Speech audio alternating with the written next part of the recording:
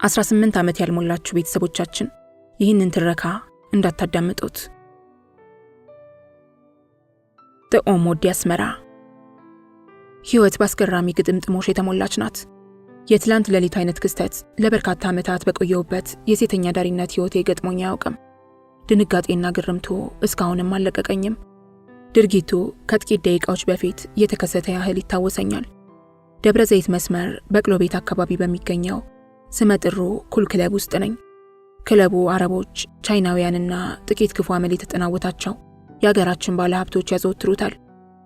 በዚህ ክለብ ከ50 በላይ ምርጥ ሴቶች ይገኛሉ። ከእነዚህ ውስጥ አንድ ራሽያዊት፣ 2 ሶማሌዎችና አንዲት ሰሞኑን የገባች ቻይናዊት ይገኙበታል። ሌሎቻችን ሁላችንም ሀበሾች ነን። አብዛኞቻችን ለሾርትም ሆነ ለአዳር በዶላር ነው የምንጠይቀው። በብር የሚቀበሉ ሞልተዋል። ራሽያዊቷና ቻይናዊቷ ከሀበሻ ወንድ ጋር አይወጡም ተብሎ በብዛት ይወራል። እነሱም ራሳቸው እንደዛ እያሉ ያስወራሉ እንጂ እንዲያውም በብዛት ደንበኞቻቸው ሀበሾች ናቸው። አረቦችም ሆነ ቻይናዎቹ እኛን ነው እንጂ የሚመርጡት እነሱን አይደለም። በአንጻሩ ሀበሻ ወንዶች የሶማሌ ሞሞ እንደ ማስቲካ ነው ከያዘ አይለቅም ምናምን እያሉ ያንን ለመሞከር ዜጋ ሴተኛ ዳሪዎችን ይመርጣሉ። የቻይና ቀምሽ ያለው ቅንብል ላይ የሚመጡ የሀብታም ልጆችም ገጥመውኛል።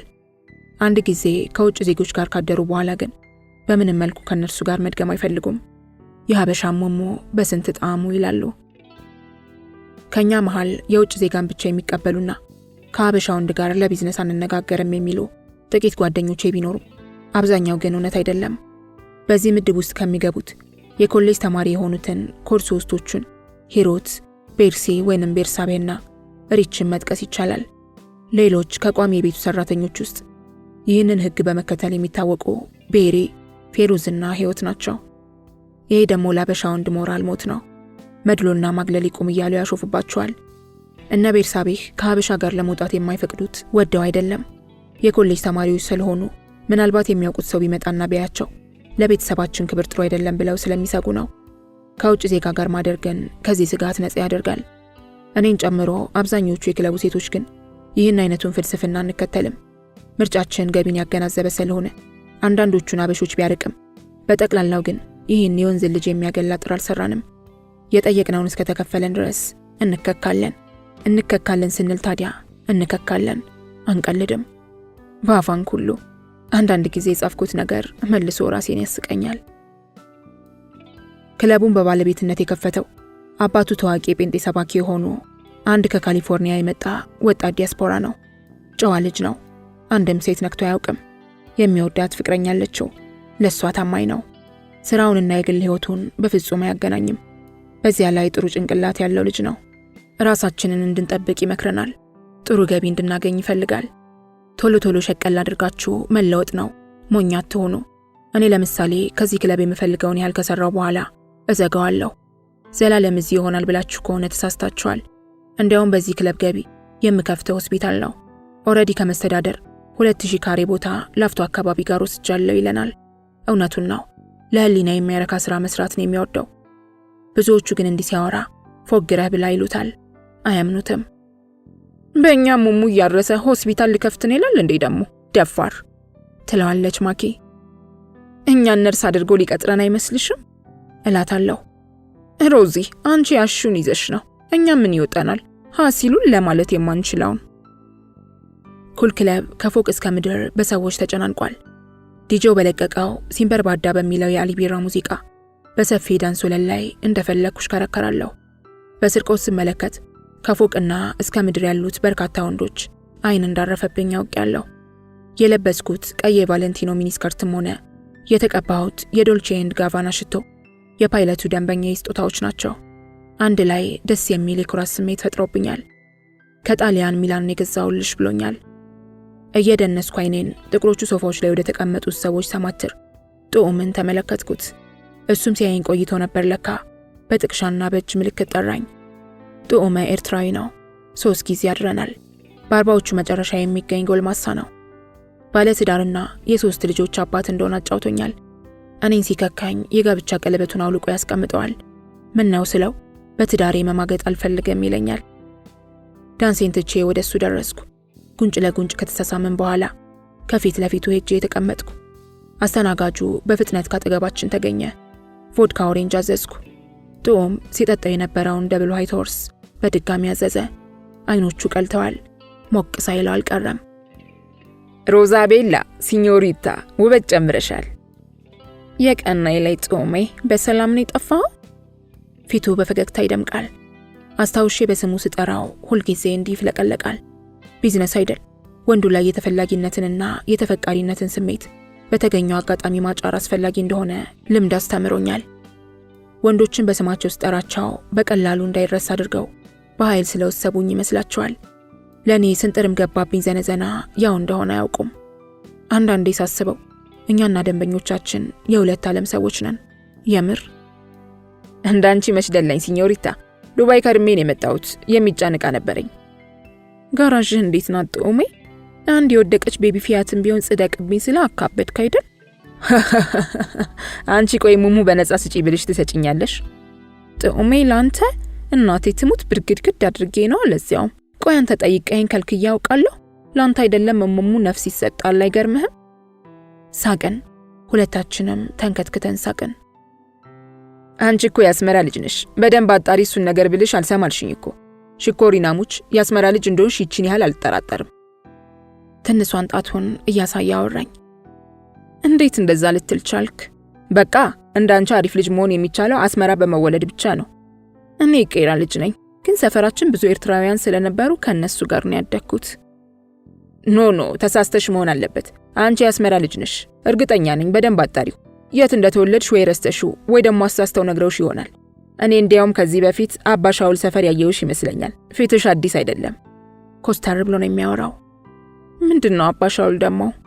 የአስመራ ቺቺኒያ ማለት ነው። ጥሙት ባለጌ ነህ። አስመራም ወስደህ ሴተኛ ዳሪን የምታደርገኝ?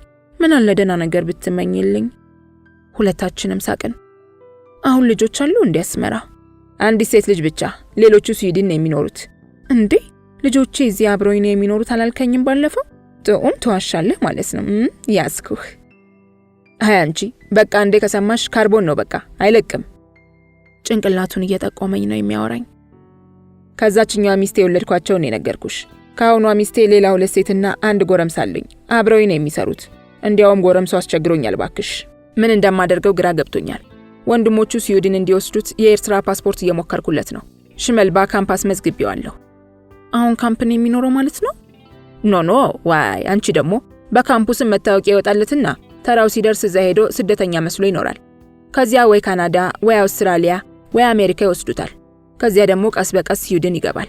እንደዛ ነው ያሳብኩት። ምንድነው ሰፈር ውስጥ እየተጣላን ያስቸገረህ? እንደዛ ቢሆንማ እኮ የወንድ ስራ ነው። ውሎና ዳሩ ጫት ቤት፣ ሺሻ ቤት ነው። ሴትም ሳይጀምር አይቀርም። በዛ ላይ ይጠጣል። ታዲያ ጦሜ ምን አለበት? አንተ ራስህ አሁን እየጠጣህ አይደል እንዴ? እኔ ይጠጣ ችግር የለም። ጫት ነው የማሉት። ጫት ውሻ ነው የሚያደርገው። ጫት አስቀያሚን ያኮላሻል። ደሞ እኔ ሰርቼ ነው አበጠጣ። ዋ እሱ ምን አባቱን የሚያስጠጣው? ጦም ቀልድ አታውቅም እንዴ? ስቀልድ እኮ ነው እንደዚህ ያልኩህ። ስንት አመቱ ነው? ቆይ 23 ሊዝ ነው። ፕሪፓራቶሪ ይማራል። መቼለታ ወላጅ አምጣ ተብሎ ሄጄ ነበር።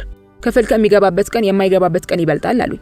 እኔ ገንዘብ ቸግሮኝ ስለተማርኩ ችግሩ ገንዘብ ይሆናል ብዬ የፈለገውን ያህል ገንዘብ ከካሸር እንዲወስድ አደረኩት። ባሰበት እንጂ አልተለወጠም። ይህን እያወራልኝ ሞባይሉ ጠራ። ላለማንሳት ብዙ ካንገራገረ በኋላ ሞባይሉን ወደ ጆሮ አስጠጋ። ደዋያዋ ሚስቱ እንደሆነች ከንግግሩ ገብቶኛል። የጡም ውሸት ግን አስደነገጠኝ። በዚህ ሁሉ ሙዚቃና ጫጫታ መሃል ታጅቦ በንግድ ሸሪኩ ካሳይ ቤት ስለ ስራቸው እየተወያዩ እንደሆነና እሱ ቤት እንደሚያድር ነገራት። በውስጤ ሳኩኝ። ለደቂቃዎች የዘለቀ ረጅም የምጸትና የስላቅ ሳቅ። የሞባይል ስክሪኔን ተመለከትኩት። ከሌሊቱ 8:45 ይላል። ድርቅናው ገረመኝ። ሚስቱ የዓለማችን የዋህ መሆን አለባት። ማን ነው የደወለልህ? አይመለከትሽም፣ ዝም ብለሽ ጠጪ።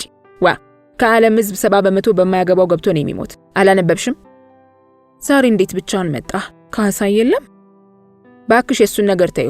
ተጣልተናል። ሲበዛ ውሸታም ነው። ተሳስቶ እንኳን እውነት የማይናገር ዋሾ ታውቂያለሽ? እኔን ተይኝ። ብሔራዊ ቲያትር ጋር ያለውን የአንበሳ ሐውልት ታውቂዋለሽ? አዎ። ሐውልቱ ለምን ፊቱን ወደ ኋላ እንዳዞረ ታውቂያለሽ? አላውቅም ጦሜ። ሊቀልድ እንደሆነ ገብቶኝ በፈገግታ መለስኩ። አንበሳው ፊቱን ያዞረው የካሳይ ውሸት አንገሽግሾት ነው። በሳቅ ተንከተከትኩ። ጥዑሜ ከልብ ነው የሚያስቀኝ ከልቡ ስለሚያወራ እንጂ የቀልድ ችሎታው የተለየ ሆኖ አይደለም። ግን በቃ የልቡን ነው ዘግዝኮ የሚያወራው። ጥዑም ጨዋታ የሚመጣለት ሴት ስትኖርና መጠጥ ሲኖር ብቻ ነው። ሁሉም የአስመራ ወንዶች እንደዛ ናቸው ብሎኛል። ጥህሎ፣ ቢራና ሴት ጨዋታ ያጣፍጣሉ ይላል። በአልኮሉ ላይ አልኮል እየጨመርን ጨዋታችን ደራ። ክለቡ ውስጥ በሰው ላይ ሰው እየጨመረ ሄዷል። ቤቱ ሞልቷል። በጨዋታችን መሃል ሞባይል ያንቃጨለች። ወጣ አድርጌ ተመለከትኩ። ደንበኛዬ ነው። ወጥቼ ላናግረውና እድሌ ላወዳድር አሰብኩና በመንገድ የሚያልፈውን የሰው ማዕት ተመልክቼ ተውኩት። ባለሁበት ጸናሁ። ስልኩን ወደ ጆሮ ያስጠጋሁት። ናሆም እንዴት ነህ? የጥዑም ፌስ ሲቀላ ተመለከትኩ። አለሁልሽ። የት ነሽ? ያው እዚያው ነዋ። የት እሄዳለሁ ብለህ ነው? እዚያ ማለት የት ነው? ኩል ክለብ ነው ናሆም። በቃ መጣሁ። ከትንሽ ደቂቃ በኋላ ደርሳለሁ። ዛሬ አብረን ነን። እሺ ና፣ ውድድሩን ከቻልከውና እጠብቅሃለሁ። ስልኬን እንደዘጋው ጥዑም አፈጠጠብኝ። አሁን ፊቱ በጣም እንደሰከረ ያስታውቃል። ናሆም ማለት ማን ነው? ማለቴ የአባቱ ስም። አንድም ከና አባቱ ስም የማውቀው ደንበኛ የለኝም ጥዑም። ምን ነው? ለምን ፈለግከው? ታውቀዋለህ? ኧረ ተይው፣ ናሆም የሚባል የማውቀው ሰው ስላለ ነው። ቡና ቤት ለቡና ቤት ስለሚል ከሰከስ። በሳቅ ተንከተከትኩ። ለደቂቃዎች ሳቄን አላቆምኩም። ወይ ስካር አልኩ በልቤ። እንደ ሰካራም ተጠራጣሪ ፍጡር የለም። አንዴ ደፋር አንዴ ፈሪ ያደርጋቸዋል። ምን ቸገሬ ብለው ሲያበቁ ደሞ እንደገና ይፈራሉ፣ ይጠራጠራሉ። ጥዑሜ በትንሹ 8 ናሆም የሚባሉ ደንበኞች አሉኝ። ስራቸውንና ገጽታቸውን ልዘርዝርልህ? ጥዑም በመታከት ስሜት እጁን አወናጨፈ። እኔም ላደክማው ብዬ ነበር ያልኩት። ቤላ ሮዛ፣ እኔ ከዚህ ክለብ የመጣሁት ከኦባ ሮዚ ጋር ልዝናና እንጂ ያንቺን ናሆሞች ልቆጥር አይደለም። እነሱን ህዝብና ቤት ቆጠራ ይቁጠራቸው። የጥዑም ድምፅ በስካር ቃና መንቋረር ጀምሯል። ከዚህ በኋላ መጠንቀቅ እንዳለብኝ ተሰማኝ። አልኮል ባቀላው አይኑ የቢጫ ጃኬቱን እጅጌ ወደ ላይ አድርጎ ሰዓቱን ተመለከተ። ሲኞሪታ፣ ለ10 ሰዓት 10 ጉዳይ ይላል። ሂሳብ እንስማማና ወደ ማደሪያችን እንሂድ። እጠብቅሃለሁ ምናምን ያልሽውን ሰውዬሽን በጊዜ ሰርዡ። ችግር የለውም ለሱ ጥዑም። ስንት ትከፍለኛለህ? እኔ እኮ ጠንቋይ ወይም ቃልቻ አይደለሁም። የራስሽን ዋጋ የምታውቂው አንቺ ነሽ። ስንት ልክፈል? እሺ 3000 ብር። ዋይ አንተ! የጥዑም አማርኛ ይጥመኛል። ደግሞ ትግርኛው ሲጫናው አንተ እያለ ነው የሚያወራኝ። እነዚህ ወዲ ሾርሙጣ ፈረንጆች በዶላር እየከፈሉ ያበላሿችሁ። እነዚህ ቡሽቲ አረቦች ሪያል አቀምሷችሁ። እኔ ሀገርሽ ልጅ መሆኑን አትዘንጊ። ዋጋሽን በዶላር አታድርጊው። እንተሳሰብ እንጂ ቤላ። ምንድነው እንደዚህ ያለ ዘርፊያ? ዱባይ ከርሜ መጣው ስልሽ አረብ ገድዬ የመጣው መሰለሽ ሲኞሪታ? ጋራዥ ያሉት መኪናዎች እኮ የማድሳቸው እንጂ የመነዳቸው አይደሉም። አንድ እጁን እያወናጨፈ ይሉኝታ በሌላው በተንቆረረ የስካር ድምፅ ተከራከረኝ። ሲናገር ለአደባባይ ዲስኩር የሚሰጥ ነው የሚመስለው። ከዚህ በፊት ተከራክሮኝ ስለማያውቅ ገርሞኛል። እንዴት ጥዑም፣ በዶላር እኮ አልጠየቅኩም፣ 3000 ብር ነው ያልኩህ። 3000 ዶላርም አምሮሽ ነበር? በያ ድርጅቴን አዘጊኝ። ዋይ አንቺ ያስመራ ልጅ አልነበርሽ እንዴ? በመቼው ጉራጌ ሆንሽ? እሺ ጸባይ ስላለ 2500 ብር ተደርገውልሃል። ካልሆነ ግን ሌላ ቀን እንገናኝ አይሻልም? ጥዑም የበለጠ ተኮሳተረ። አይኖቹን በልጥጦ ተመለከተኝ። በዋጋው እንደተበሳጨ ስለገባኝም ከስካሩ ጋር ዘሎ እንዳያንቀኝ ፈራሁት። አንዳንድ ሰው ከስካር በፊትና በኋላ ያለው ባህሪው ፍጹም ተቃራኒ ይሆናል። ዋይ ነምሎ ሮዛ፣ በሙሽ ዙሪያ ያለውን ጸጉር ስትመለከቺ በጊዮንሽ መሰለሽ እንዴ? አሁን የጠራሽው እኮ የአንድ ሙክት ዋጋ ነው። ጥዑሜ ሀወይ የአንድ ቤቢ ፊያት ዋጋ ነው ብትል አይሻልም? ስለ ሙክት በግ ነጋዴዎች ቢናገሩን የሚያምርባቸው፣ አንተ ስለ መኪና ስታወራን የሚያምርብህ፣ ስለ ሻንሲ፣ ስለ ስፖኪዮ፣ ስለ ባሌስትራ ምናምን። ጥዑም የተናገርኩት ነገር ባልጠበቅኩት ሁኔታ ሳቀው። ታዲያ ምን ልበል? ከዚህ በፊት 800 ብር አልነበር እንዴ መከፍልሽ?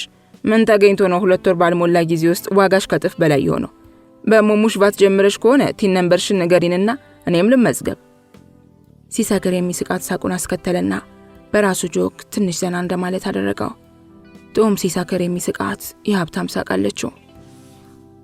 ጥዑም ከመቼ ወዲህ ነው አንተ ለዋጋ እንዲህ ተከራካሪ ሆንከው? ቆይ እንዴ እኔ ሳውቅህ እኮ ከተጠየቅከው በላይ መርቀ የምትሰጥ ቸር ነበርክ።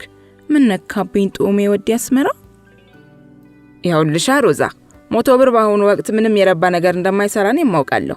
ከአንቺ ጋር መጨቃጨቅ ደስ ስለሚለኝ ነው ሮዚና።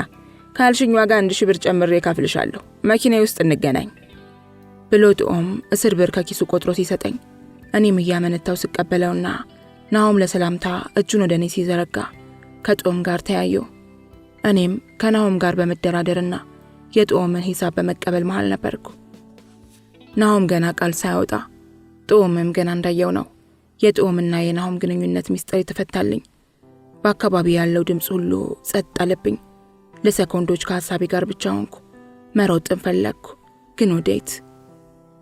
የናሆም ድምፅ በጣር መልክ ተሰማ። አቦይ እዚህ ምን ትሰራለህ? ተመሳሳይ አጋጣሚ የማስታውሰው መስቀል ፍላወር ማዳም ኤልሳቤጥ ቪላ ውስጥ ትሰራ የነበረችው ሚጣ የምንላት ልጅ የገዛ አባቷን ማግኘቷን ነበር። ራሴ ላይ ይደርሳል ብዬ አስቤም አልሜም አላውቅም። ከናሆም ይልቅ ጦም ወዲ አስመራ አሳዘነኝ። የአባትነት ማዕረጉ ከላዩ ላይ ሲገፈፍ ቅስሙ ስብርብር ሲል እዚያው በአይኔ በብረቱ አየሁ። ጦም ያሪፍ አጫዋቼ ነበር። ደም አልሆንለት እያለው እንጂ ቤተሰቡን የሚወድ ሰው ነበር። አዝናለሁ፣ ልረዳው አልችልም። ፍቅርተን ማን ገደላት? ባሏ። የካቲት 17 2001 ዓ.ም የቀድሞ ባልደረባችን ፍቅርተ በባሏ ተገደለች። ቀን ከማርቲ ጋር ለቅሶ ደረስን።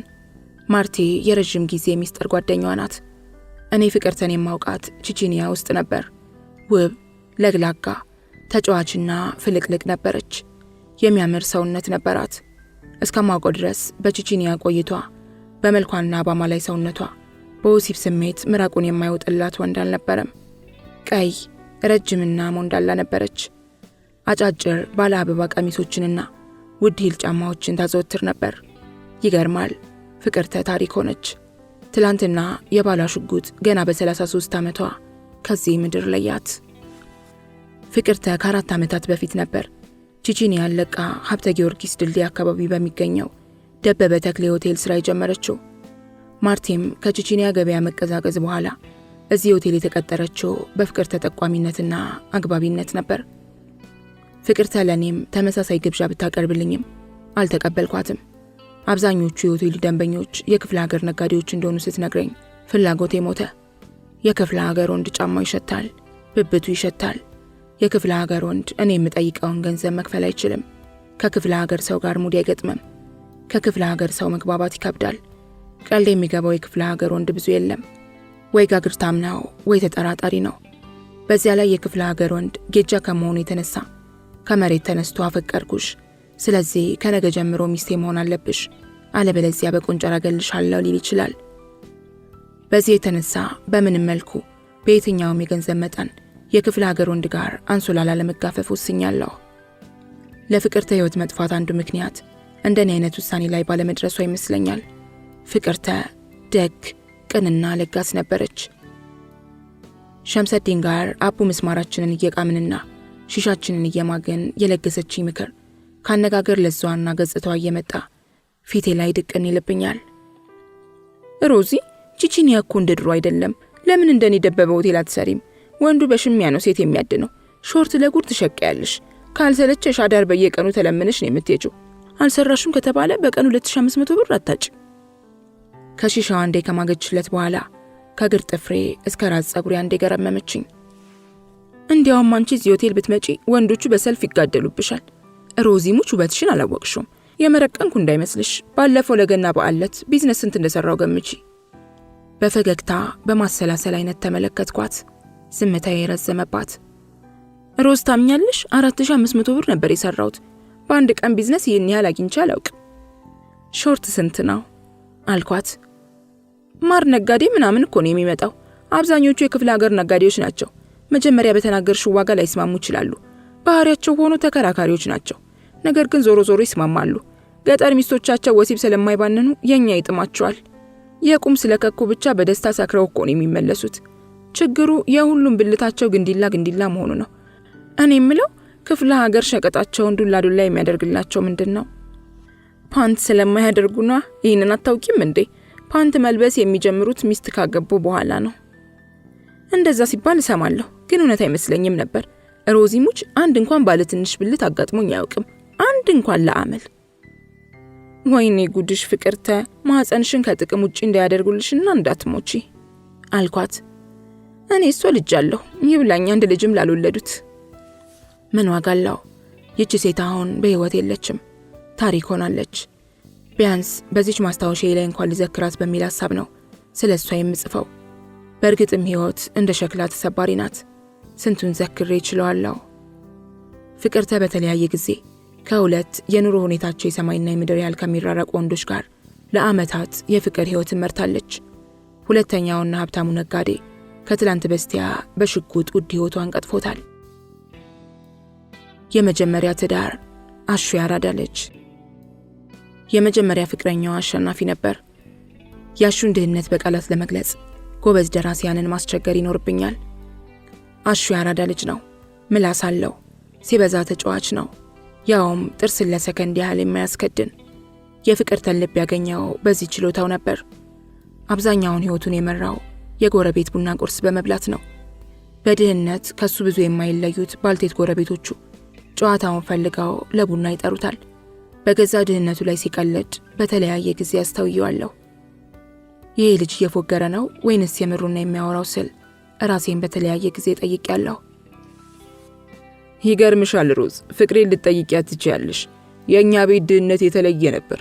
በየቀኑ ቁርስና ምሳ፣ ቁርስና እራት ወይም ምሳና እራት የሚዘለው ልጅ የሚለየው በጣ ነበር። በወቅቱ አሹ እየቀለደ ስለመሰለኝ ለደቂቃዎች በሳቅ ተንከትክቻለሁ። በሌላ ጊዜ ደግሞ እንዲህ ብሎኛል። ሮዝ፣ ሕፃን ሳለን በአንድ አልጋ ላይ ለ7 እንተኛ ነበር።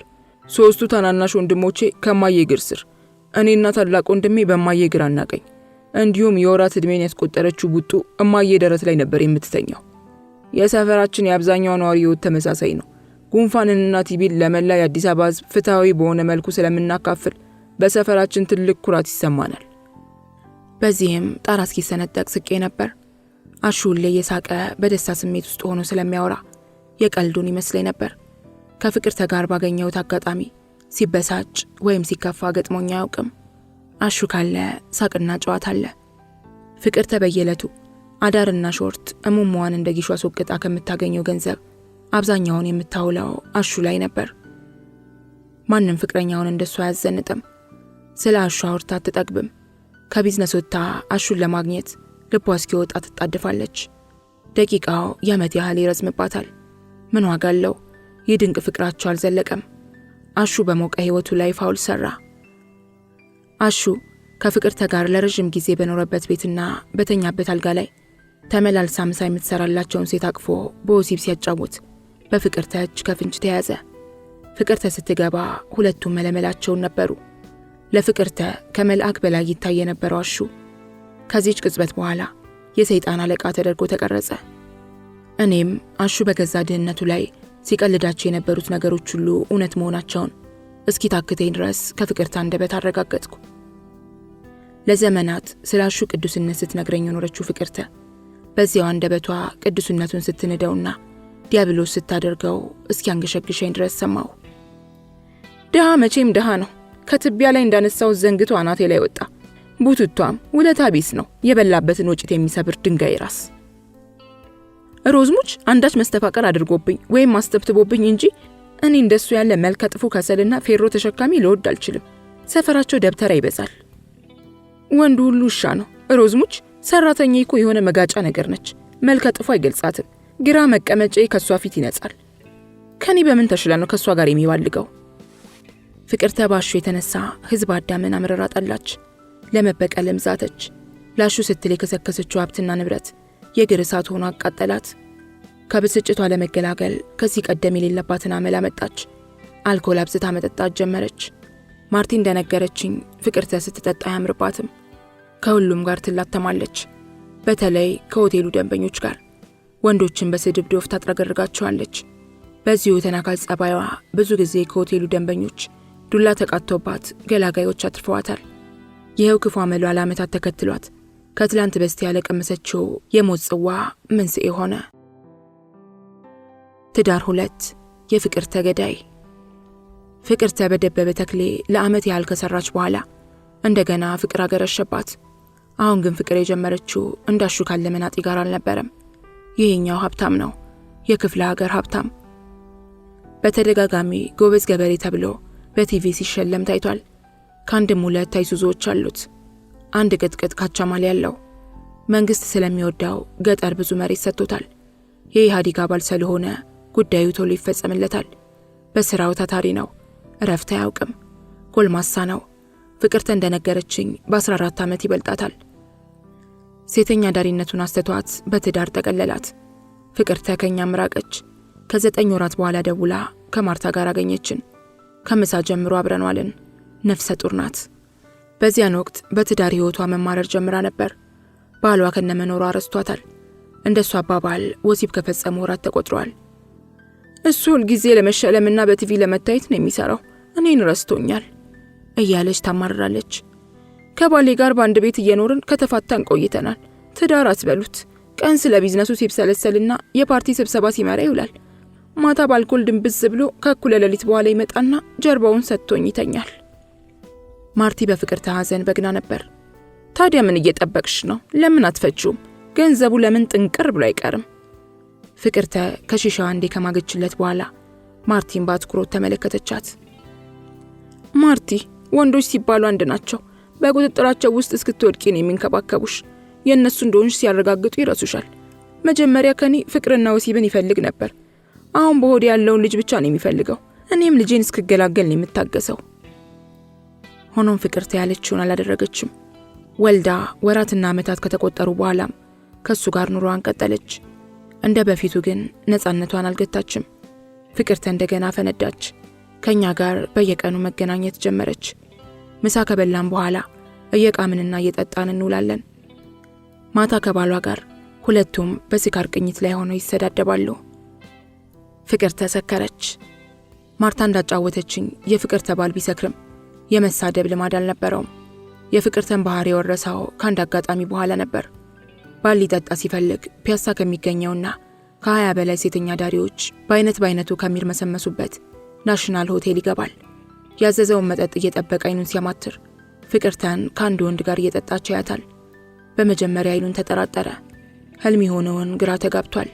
እሷ አይታው ፈገግ ስትል በብርሃን ፍጥነት ከተቀመጠበት ተነስቶ አንገቷን አንቆ ከሆቴሉ አስወጣት። መኪናው ውስጥ ወርውሯት ነጎደ። ጥፋተኛው እኔ ነኝ። ሴተኛ ዳሪ ሁሌም ሴተኛ ዳሪ ናት። ደግሞ እዚህ ቤት ምን ልትሰሪ መጣሽ? ደበበ ሆቴል አብረውኝ ይሰሩ የነበሩት ማርቲና ዝናሽ እዚህ ስለገቡ ላገኛቸው ነው የመጣሁት። በጣም ናፍቀውኛል። ባል አላመናትም። አንቺ ደድበሽ እንደ ደደብ አትመልከቺ። እኔ የተከበርኩ ሰው ነኝ። እንኳን አንቺ መንግስት ያከበረኝ ሰው ነኝ። ያገኘውሽ እኮ ከምትያቸው ሴቶች ጋር አይደለም፣ ከወንድ ጋር እየጠጣሽ ስትገለፍጭኝ ያገኘውሽ። የድሮ ደንበኛዬ ነው። በአጋጣሚ ነው እዚህ ቤት ያገኘሁት። ከመጫወት ውጪ ያደረግነው ነገር የለም። ቀጣፊ ሴተኛ ዳሪ ስለሆንሽ አላምንሽም። የጓደኞቼ ምክር አልሰማ ብዬ ነው ያገባሁሽ። ሰው ላደርግሽ ነበር። ፍቅርተ እሳት ለበሰች። በሞቅታ መለሰችለት። ታዲያ አንተም ልትሸረሙጥ ስለመጣህ ምኑ ያስገርማል? በማግስቱ ማርቲ የፍቅርተን ፊት አባብጦና በልዞ አገኘችው። ባል ክፉኛ ደበደባት። በሽማግሌዎች ታርቀው የትዳር ጥምረታቸውን ቀጠሉ። ሁለቱም ሰክረው እየመጡ መሰዳደባቸው ግን ቀጠለ። በዚህ ሁኔታ ወራት አለፉ። ፍቅርተ በመጨረሻዋ ሰዓት ለቀስተኛው ስለ ፍቅርተ ማሟት ብዙ ሲያወራ ሰምቻለሁ። ሁሉም ጎረቤቶቿ ገዳዩ እጁን ለፖሊስ ሲሰጥ እየጮኸ በተደጋጋሚ ተናገረውን በደንብ ሰምተዋል። ከትላንት በስቲያ ምሽት ባል ምንም ሳይጠጣ ገብቶ ልጁን ያጫውታል። 4 ሰዓት ተኩል አካባቢ ፍቅርተ ሰክራ ገባች። አቅሏን እስክትሰጠጥታለች። ባል ላይ የተለመደ የስድብ ናዳዋን ታወርድ ጀመር። ባል ሆደ ሰፊ ሆኖ በሰላም ክፍሏ ገብታ እንድትተኛ በተደጋጋሚ ተማጸነ። ፍቅርተ በስድቧ ቀጠለችበት። በስካር እንደምታወራ የተገነዘበው ባል ምንም መልስ አልሰጣትም። ቢጨንቃው ለልጇ ስትል መኝታ ክፍሏ ገብታ እንድትተኛ ጠየቀ። እባክሽ ፍቅርተ፣ በአንቺ ሁኔታ ልጃችን ይረብሻል። ምን አለ ገብተሽ ብትተኚ? የተከተለ ፍቅርተ መልስ ባልን በንዴት ከቁጥጥር ውጪ ሆኖ ሽጉጥ እንዲመዛ አደረገው። እንዴት አፍን ሞልተ ልጃችን ትላለህ? ያንተ ልጅ እንደሆነ በምን እርግጠኛ ሆንክ? ነበር ያለችው። የፍርድ ቤት ውሎ ጥቅምት 22 2001 ዓ.ም። ሰዓቴን ተመለከትኩ። ገና ከምሽቱ 4 ሰዓት ነው። በአዲሱ ቪላ ቢዝነስ ከጀመርኩ ገና ሳምንቴ ነው። ቢዝነሱ የሚደራው ከእኩለ ሌሊት በኋላ ስለሆነ ገና 2 ሰዓታት ይቀሩኛል። ትልቁ ቪላ የቺቺኒያ ጎረቤት ቦሌ አትላስ ውስጥ በአንዱ ቅያስ ይገኛል። እኩለ ሌሊት እስኪደርስልኝ ድረስ ሳምሪ ጋር ለመደበር ወደ ላንቻ ሄድኩ። ሳምሪ በአንድ የላንቻ ፍርድ ቤት ውስጥ ትሰራለች። ፍርድ ቤቱ ላዩን የባህል ምሽት ቤት ገጽታ አለው። ሳሎኑ ፈረስ ያስጋልባል። በጣም ሰፊ ነው። ግድግዳዎቹ በባህላዊ ስዕሎችና በአማረ ዲዛይን በተሰሩ ሸማዎች አጊጧል። ሳምሪ እንደነገረችኝ ስዕሎቹ ቀበና አካባቢ ከሚገኝ አንድ ዝነኛ ጋለሪ የተሰበሰቡ ሲሆን ሸማዎቹ ደግሞ ከሽሮ ሜዳ የተገዙ ናቸው። ከሰፊው ሳሎን ግራና ቀኝ ተርታውን ህቡ ክፍሎች ይገኛሉ። ይህን የባህል ምሽት ቤት ባህላዊ የብሔር ብሔረሰብ ሙዚቃዎችና ውዝዋዜዎች ለዓመታት የናፈቋቸው ዲያስፖራዎች ያዘወትሩታል። ሆኖም ግን ቤቱ የተከፈተበት ዋናው ዓላማ ያ አይደለም። የኢትዮጵያን ባህላዊ ሙዚቃዎች ከኢትዮጵያውያን ቆነጃጅት ጫትና ሺሽ ጋር አብረው ለማጣጣም የሚፈልጉ የውጭ ዜጎችም የቤቱ ሁለተኛ ደረጃ ቋሚ ደንበኞች ናቸው። የቤቱ ሁነኛ አገልግሎት ግን ፍርድ ቤት ሆኖ ማገልገሉ ነው። ተከሳሾች የውጭ ዜጎች ናቸው። ቪላው የራሱ ጠበቆችና አቃቢ ህጎች አሉት። የራሱ ዳኞችም አሉት። ዳኞቹ ገለልተኛ ለመሆናቸው ነው የዚህ ፍርድ ቤት ችግር። ጠበቆቹም አቃቢ ህጎቹም ዳኞቹም ለአንድ ወገን ማድላታቸው ነው ይህን ፍርድ ቤት ልዩ የሚያደርገው። በከተማችን ውስጥ 1፣ 3 ወይም 4 የሚሆኑ ተመሳሳይ ፍርድ ቤቶች ይገኛሉ። ፍርድ የሚሰጡት በህቡ ነው። መንግስት አያውቃቸውም። ህጋዊነትን ለመላበስ ግን እንደዚህ የባህል ምግብ እየሰሩ ዲያስፖራ ያስጨፍራሉ። የቪላው ውስጣዊ ድባብ የደበራቸው ደንበኞች ግቢው ውስጥ ባለው ካምፋየር ዙሪያ የእሳቱን ሙቀት እያጣጣሙ አልኮል ይጎነጫሉ፣ ሲጋራ ያቦናሉ፣ ከወዳጃቸው ጋር ወግ ይጠርቃሉ። ወደ ውስጥ ዘልቄ አግዳሚው ላይ ተቀመጥኩ። ሳምሪ በወላይተኛ ሙዚቃ ከ4 ሴት ባልደረቦቿ ጋር መቀመጫዋን በሙዚቃው የምትያወዛወዘች ነው። ቅባት የበዛበት እግራቸውና እጅግ አጭሩ የወላይተኛ ባህላዊ ቀሚስ የጨፋሪዎቹን ውበት አግሎቶታል። ዲያስፖራውና ዜጋው በስሜት አይኑ ሴቶቹን ይመለከታል። ከሙዚቃ በኋላ ሳምሪ ወዳለውበት መታ ጉንጬን ከሳመች በኋላ ከጎኔ ተቀመጠች። ላበላብ ሆናለች። ሮዝ በሰላም ነው የጠፋሽው? ከረጅም ጊዜ በኋላ መምጣትሽ ነው። ምን ነው ጣል አደረግሽኝ? ምን ልጋብዝሽ? በጣም እንደናፈቀችኝ ገልጬ የጠፋሁበትን ምክንያት አስረዳው። ተቀበለችኝ። የመጨረሻ ዳንሷ ስለነበር ወጋችንን ቀጠልን። በርካታ ደቂቃዎች ነጎዱ። ቀን ፖሊሶች መጥተው ሀርድ አስቦጨቁን። በእናትሽ ማንን? የቤቱን ባለቤት ጨምሮ ሁላችንንም። ሳምሪ ለምን? ምን ነው? ባክሽ አንድ የተረገመ ጃፓናዊ ፖሊስ ጣቢያ ሄዶ አስጠቁሮናል። እንዴት? ምን አድርጋችሁት ነበር? ምን አድርጋችሁት ነበር ትያለሽ እንዴ? ያው ፍርድ ተፈርዶበት ነው። ዳኛው አንቺ ነበርሽ? ኖ እኔ አልተሰየምኩም። ተረኛዋ ያቺ እንደኔ አይነት የወላይተኛ ልብስ የለበሰችው ሩታ ነበረች። ያውልሽ እዛ ከመላጣው ፈረንጅ ጋር የምታወራው አሪፍ እንግሊዘኛ ስለምትለባለብ እሷ ናት ለፈረንጆች ችሎት የምትሰየመው። እና ጃፓኑ ስንት ዓመት ተፈርዶበት ነው እንዲህ ያመረረው? አይ ቲንክ 15,000 ብር ነው የፈረዱበት። ሪች ለነገሩ አብስታበታለች። ቢያንስ የቻይና ዘር እንዳለበት አስባ ፍርዱን መቀነስ ነበረባት። ለነገሩ እሱም ገገማ ነገር ነው። እዚህ ሳሎን ሲጠጣ ቆይቶ ለሊት 7 ሰዓት አካባቢ አንደኛውን ሩም ያዘ። በመጀመሪያ 2 ቺክ እንዲገባለት ጠየቀ። ያውልሽ እኔና እዛ ጥግ ጋር ከፈረንጁ ጋር የተቀመጠችው ገኒ ልናዝናናው ገባን። ብዙም ሳይቆይ ጋንጃ እንዲመጣለት ጠየቀ። እቃው እንዴት ትንሽ መሰለሽ። ሳምሪ ወደ አዝማሪው ከተመለከተች በኋላ ቀጠለች። አዝማሪው ከጠጪዎች ግጥም እየተቀበለ ያንጎራጉራል። ከሱም ብሶ ትልቅ እቃ እንዳለው ሰው 2 ቺክ ማዘዙ አይገርምም? ኡኡቴ ይችም ቂጦና ለ2 ተከፈለች አሉ የጨርቆስ ልጆች። አይገርምሽም ድፍረቱ? የምሬን እኮ ነው ምልሽ። እነዚህ ህንዶች፣ ቻይናዎች እና ጃፓኖች ረዘም ያለ እቃ እንዳለው ሰው ኮንዶም ለመጠቀም ሲታገሉ በጣም ያስቁኛል። የቁስል ፕላስተር እኮ ይበቃቸዋል ሮዚሞች። በዚህ ሚጢጢ እቃቸው ሚስታቸውን እንዴት እንደሚያስወልዱ ነው ግራ የሚገባኝ። ሳቄን ለቀኩት። የተናቀ ያስረግዛል ሲባል አልሰማሽም? ለዚያውም ብዙና የሚወልዱት በህዝብ ብዛት ከዓለም አንደኛ እንደሆኑ አታውቂው? ሁለታችንም ሳቅን። ቆይ ጃፓናዊው ለምንድን ነው ፖሊስ ጣቢያ ሄደው? ሳምሪ ከኔ ቢራ እንዴ ተጎነጨችለት። ለካ አልጨረስኩልሽም ወሬውን። እኔና ገኒ 2 ዙር እንዳጫወት ነው ወጣን። እዛው ክፍል አደረ። በሁለተኛውም ቀን እንዲሁ ሌላ 2 ቺክ፣ አንድ ወፍራም አንድ ቀጭን ይምጣልኝ ብሎ ምረት ተባለና ራኬብንና ኤቢ ክሬዚን መርጦ ይዞ ገባ። ደሞ ያደረው ዴሊክስ የሚባለው ክፍል ነው። ዴላክስ ክፍላችንን አስጎብኝቼሽ ከሆነ አላውቅም። ጃኩዚ ያለው ሳውና አለው። አስቢው።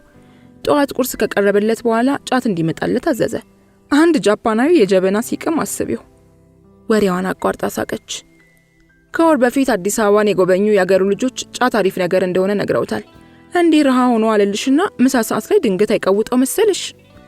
ምን ሆንኩኝ ብሎ ነው የቀወጠው? ምሳ ሆቴል በላለሁ ቢል አምጡልኝ አለ። ዳኛዋ ሩታ ስለነበረች ሪሲቱን አቀረበችለት።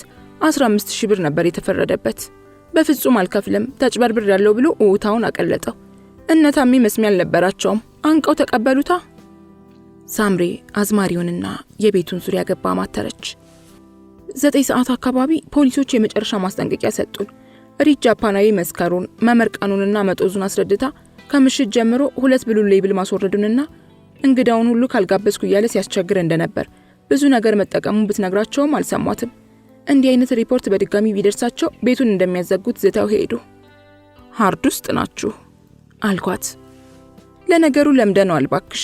ስንት አረብ ከዚህ የበለጠ ፍርድ ተፈርዶበት ከሶን ምንም አላመጣም። እነተሚ አረቦች ያረጉት አሪፍ ፖሊስ ኮሚሽነር አለ፣ በጣም ኃይለኛ ስልጣን ያለው። እሱ ያፍነዋል ጉዳዩን። በጉቦ ማለትሽ ነው? ቀጥታ ጉቦ እንኳን አይደለም፣ ግን እዚህ እየመጣ የፈለገውን ነገር በልቶ ጠጥቶ ከክቶ መሄድ ይችላል። ለሚያገኘው አገልግሎት ምንም አይከፍልም። እሱ ደግሞ በምላሹ ዜጎች ፍርድ ሲፈረድባቸውና ለፖሊስ አርድ ሲጭሩ ነገሩን ያበርደዋል። እኔ ምልሽ ሳምሪ፣ በዚህ አይነት በወር ብዙ ትዘጋላችሁ ማለት እኮ ነው። ቀላል? እሱማ ሽቀላው አሪፍ ነው፣ ግን ወጪውም የዛኑ ያህል ነው። ለዚህ ቪላ የቤት ኪራይ ስንት እንደምንከፍል ታውቂያለሽ? ስንት ትከፍላላችሁ? 55,000 ብር። በስማም አንቺ በጣም ውድ ነው ማርያምን። እንዴ ቆይ ታዲያ ይህ ማለት እኮ እጥፍ ማትረፍ ይኖርባቸዋል ማለት እኮ ነው።